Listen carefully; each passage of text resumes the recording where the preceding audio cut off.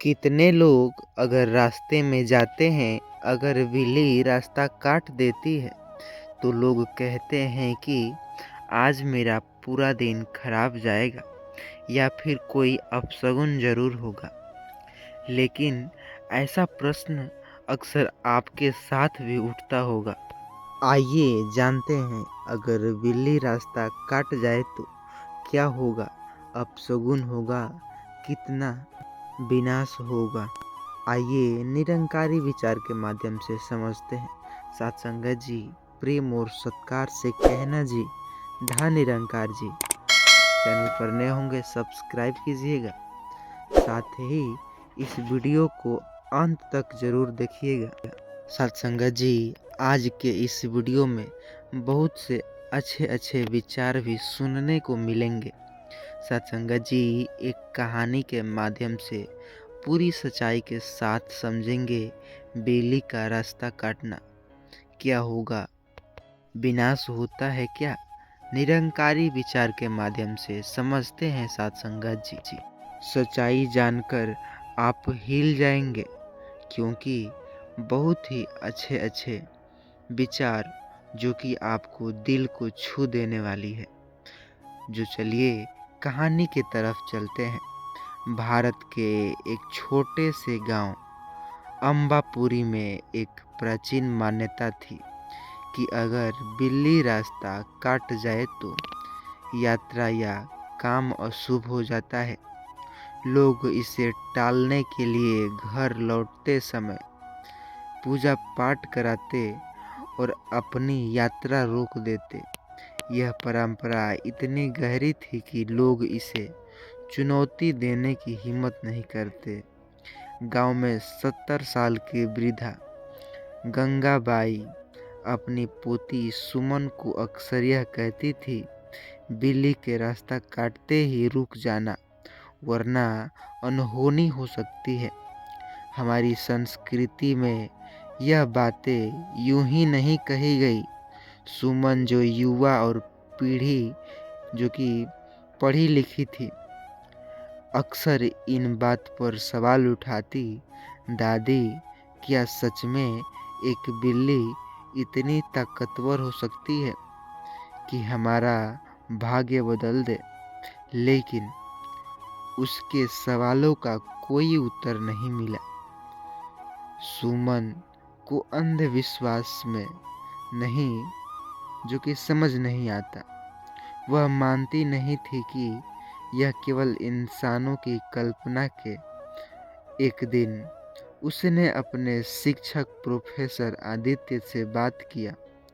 आदित्य गांव के सबसे पढ़े लिखे व्यक्ति थे और वैज्ञानिक दृष्टिकोण से देखे जाते। प्रोफेसर ने सुमन से कहा, बेटा, अंधविश्वास का जन्म डर और अज्ञानता से होता है, लेकिन इसे मिटाने के लिए कोई तर्क और समझने की ज़रूरत होती है।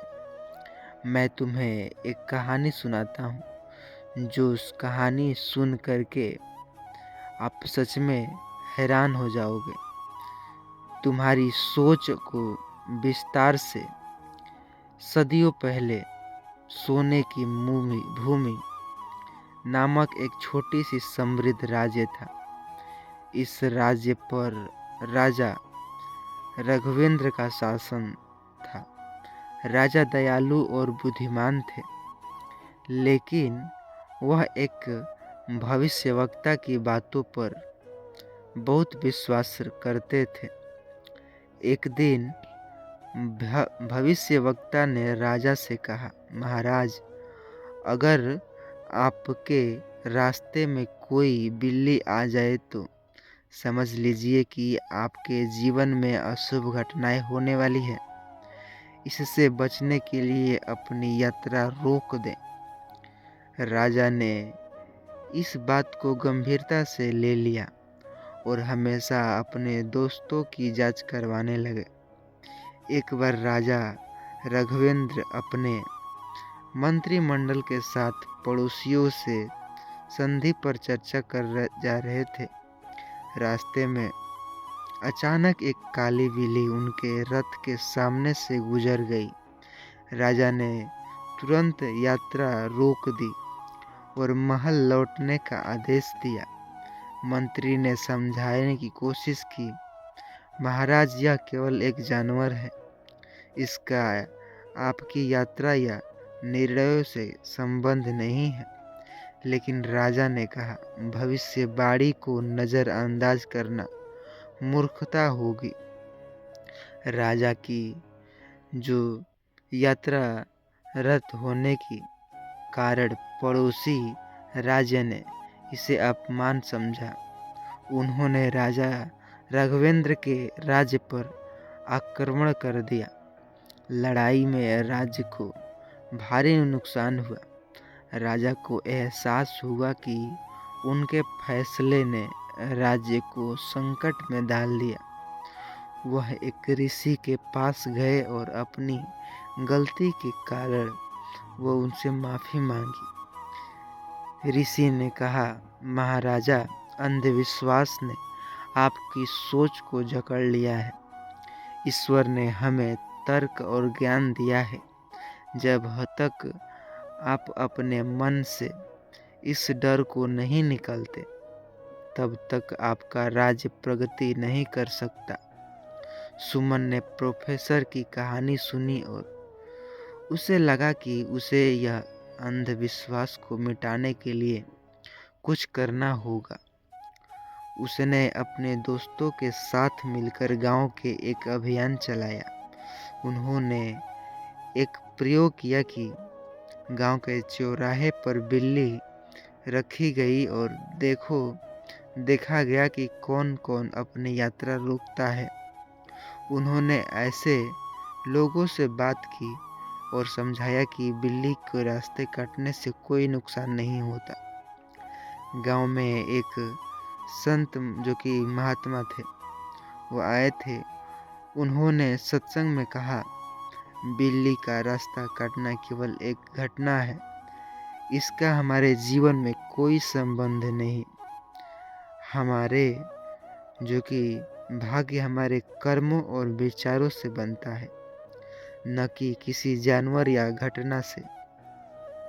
सुमन ने संत जो कि महात्मा से पूछा, महात्मा जी, लोग इस अंधविश्वास से क्यों नहीं निकल पाते? महात्मा जी ने उत्तर दिया, डर और अज्ञानता ईश्वर की कमजोरी बनाते हैं, लेकिन ज्ञान और विश्वास से मुक्ति कर पा सकते हैं। सुमन ने अपने अनुभव और संत निरंजन की बातों को एकाग्रित कर एक छोटी पुस्तक लिखी। पुस्तक का नाम था अंधविश्वास से मुक्ति। उस अंधविश्वास जो किताब था, वो बहुत ही लोग उसे कई तरह से पढ़े। गांव में यह पुस्तक भी पढ़ी गई और धीरे धीरे लोगों का विश्वास बदलने लगा। कुछ महीनों बाद गांव में एक और घटना हुई।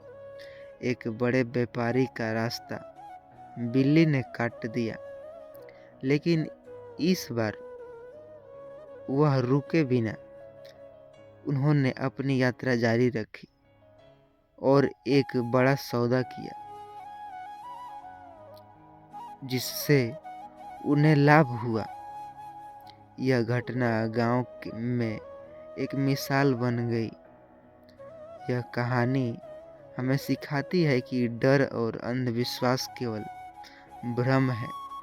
सच्चाई यही है कि हमारा जीवन हमारे कर्म, ज्ञान और अंधविश्वास से चलता है। डर को छोड़ो, जो तर्क है, तर्क हमें करने चाहिए, क्योंकि तर्क को अपनाना भी चाहिए और आत्मविश्वास से अपने रास्ते पर आगे बढ़ना चाहिए।